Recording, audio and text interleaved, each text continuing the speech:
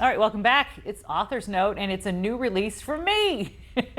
All right, so I have a book coming out. It's called Gulfside Secret. It is kind of the third book in a series right now that I've got going. And for Author's Note, we're going to turn the tables a little bit, and Sophia is going to join me, and she's sort of going to interview me because I couldn't interview myself. That would be weird.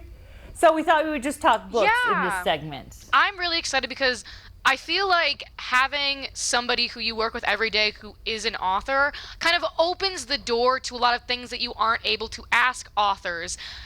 Mainly like, how did it all happen? I feel like being an author is kind of not like a made-up job, but it's like a dream job. And it's something that you have done so successfully for many years now. So that's kind of the angle that we wanted to take with today's Author's Note, is kind of talk about how people could maybe be authors themselves and just your journey with doing that. Well, anybody can be an author. You just have to sit down and start writing, and you have to do it every single day. I do tell people, though, that when I was growing up, I had two kind of dream jobs. One was author, and one was I wanted to be like a TV show host or an actress or something. So I felt like after I got to the job of TV show host, morning anchor, I started thinking in my head, I got to get this other goal started. So I started a long time ago trying to write stories and trying to write a book.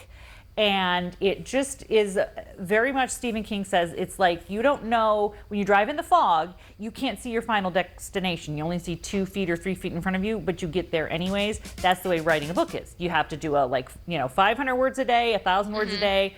Even if you don't know, I think a lot of people who've never written a book have this idea, but then they don't know, well, what next? Yeah. And the only way that you can make the idea into a book is to start writing it.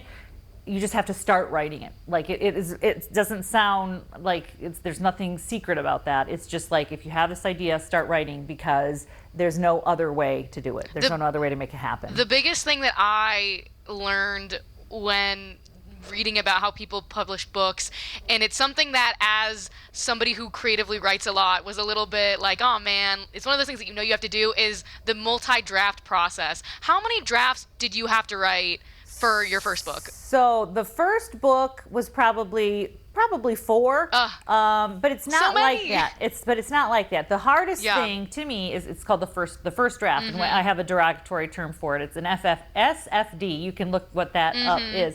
But the first draft is just terrible. Yeah. And that's okay, as long as you keep going.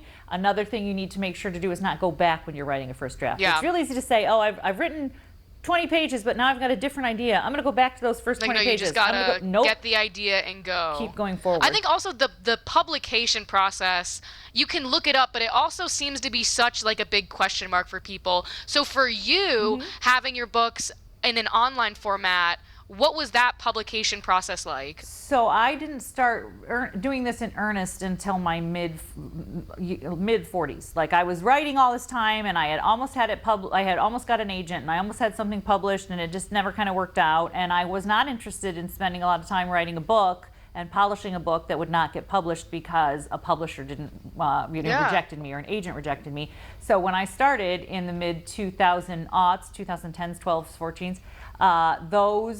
Amazon opened up a way to self-publish, and so I became an indie author. So I opened my own company and invested in editors and invested in cover creators. I don't create my own covers. I hire professionals who do that to do that. But I looked at it as my business.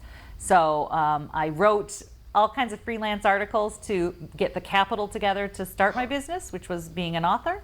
I wrote the book, and then that capital that I had helped me put a website together, helped get covers, helped get the right editors, and then I became an indie publisher. So I published my stuff, and I'm not the only one in my family that does it. My sister does it, and my husband does it. I love that. It just shows that anybody can do it if they put their mind to it. And of course, we're talking about this because you have your newest release.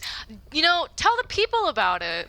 So I write, in this particular iteration of books that I'm writing, they're all beachy women's fiction. So they're women's stories. They're women that are over 40 for the most part. This is book 3 in a series called the Haven Beach series. and it's called Gulfside Secret. It is book 3.